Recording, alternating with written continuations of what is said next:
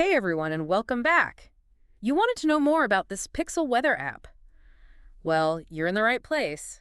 We've got a brand new article here from 9 to 5 Google, and let me tell you, things are getting kind of interesting in the world of Pixel. Google is finally giving its phones a dedicated weather app, so no more relying on those little temperature snippets. But is it all sunshine and rainbows? Not quite. There are some quirks and some limitations that have us scratching our heads. It's funny, like a dedicated weather app seems like a pretty basic thing, right? But it actually tells us a lot about what Google's doing with Pixel. They're moving towards building a totally separate ecosystem of apps, and this is a big step in that direction. Yeah, like they're finally saying, hey, we're serious about Pixel being its own thing, its own unique experience. But here's the catch, though. Getting this new app isn't exactly straightforward. It's not an automatic update. No, you actually have to go to the Play Store and manually update a certain background service yourself. Yeah, so it's a bit unusual, and Okay. it probably has to do with how closely weather data is tied to all the other Google services. Yeah, that makes sense. I guess they didn't want to mess anything up with a forced update, right? Right. So walk me through this. How do I get it? So you update that service, and then you'll see a new weather icon pop up on your Pixel. Okay. From there, you'll want to set it as your primary weather source and make sure you've allowed notifications and location access. Gotcha. Oh, and a quick restart of your device is always a good idea, too. A classic, just to make sure everything's running smoothly. All right, now that we've got the technical stuff out of the way, let's talk about the fun stuff, the features. I gotta say, this app is visually stunning. Like, seriously, those dynamic backgrounds are gorgeous. Right. They change based on the weather conditions outside. And if you're into personalization, you can even move those weather blocks around however you like. Yeah. And the amount of data they've packed in is amazing. Yeah. You've got your usual precipitation, wind speed, sunrise and sunset times, but they've also included like UV index, air quality, visibility, even pressure readings. They're really catering to the weather nerds out there. Oh, and there's a weather map that gives you a 6-hour precipitation forecast. But get this.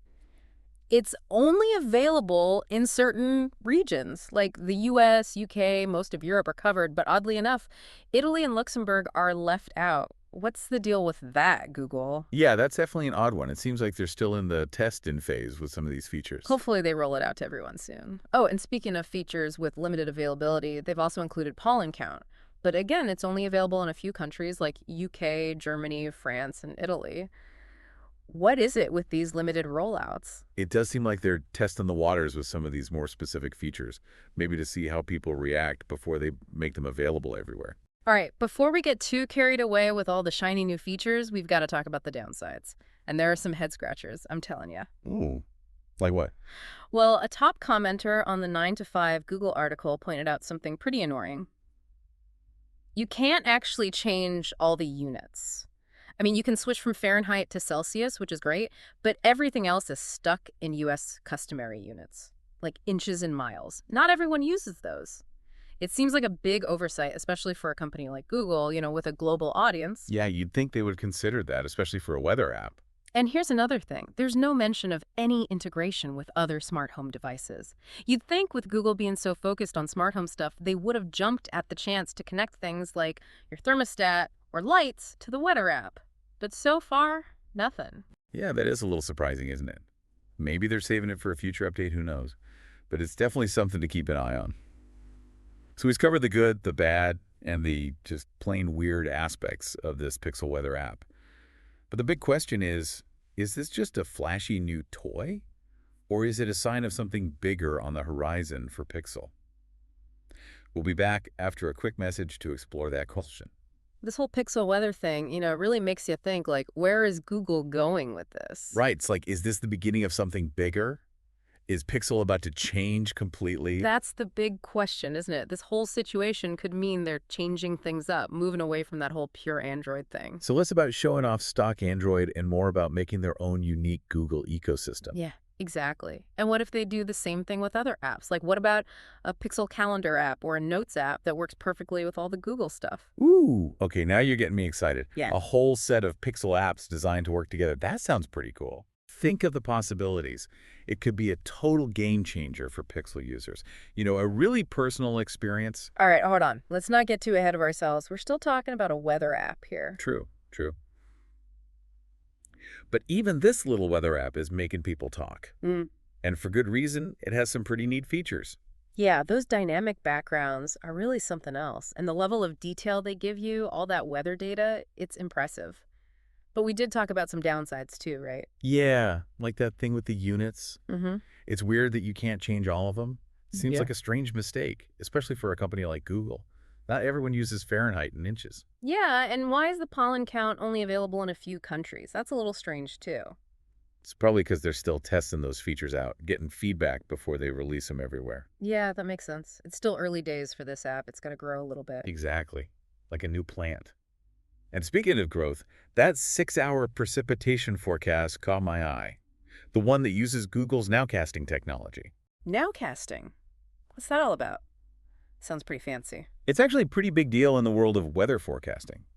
It uses real-time data from all sorts of places, like radar and satellites. Even smartphones can contribute data. And it creates really localized short-term weather predictions. Like a personal weatherman in your pocket. Basically. Imagine getting a notification saying, hey, it's going to rain right here in 15 minutes. That's the kind of accuracy we're talking about. Wow. I can't tell you how many times I've been caught in the rain because my weather app wasn't up to date. Yeah, now casting could change how we plan our days, you know? Yeah. We can actually avoid those situations. But is it really that accurate? I mean, weather can be so unpredictable. Well, no weather forecast is perfect, but now casting is showing some really promising results, especially for short-term predictions. It's a big step forward in how we understand and predict weather. Well, the only way to really know is to try it out, right? Absolutely. If you've got a Pixel, go download the app and see what you think. And don't forget to give Google your feedback. You could actually help them improve this technology. That's a good point. We can all be part of the experiment. Maybe someday our weather apps will be so good that we can finally ditch umbrellas and raincoats. A world without umbrellas, can you imagine? Uh-huh.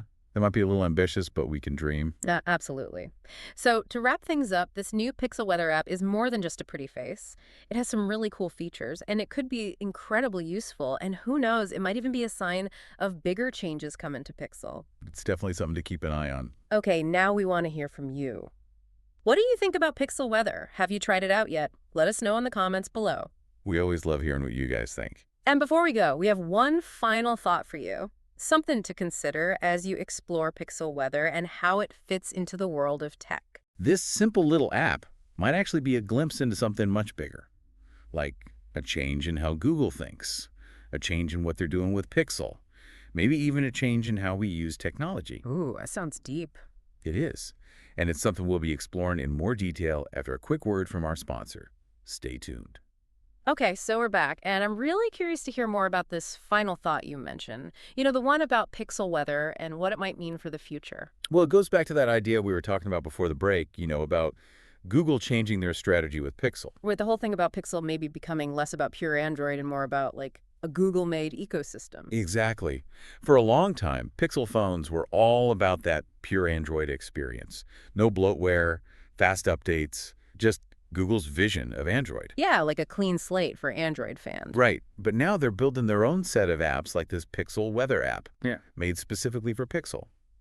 It makes you wonder, are they moving away from that pure Android idea? So are they trying to do what Apple does with iPhones? You know, create that kind of closed system where you're stuck using their apps and services? That's one possibility. And it's not just about weather. Think about what would happen if they did the same thing with other apps. Email, calendar, productivity tools, you name it. Pixel would become less about showing off Android and more about delivering a Google-controlled experience. So it could be a good thing, right? Like a smoother experience for users. Maybe. But some people might not like it. Some people like the freedom that Android gives you, the flexibility to choose your own apps. Yeah, that's true. It's kind of like a trade-off. Exactly. Yeah. It'll be interesting to see what Google does. Do they stick with pure Android, or do they create their own thing? Well, this little weather app has definitely given us a lot to think about. And that's what we want our listeners to do. Think about it. Don't just download the app and forget about it. Ask yourself, what does this mean for Pixel? Is this the start of something big? Yeah, it's like seeing a little crack in the ice. You know something's happening underneath, something bigger. That's a great way to put it. So what do you think, listeners? Are you excited about this new direction for Pixel?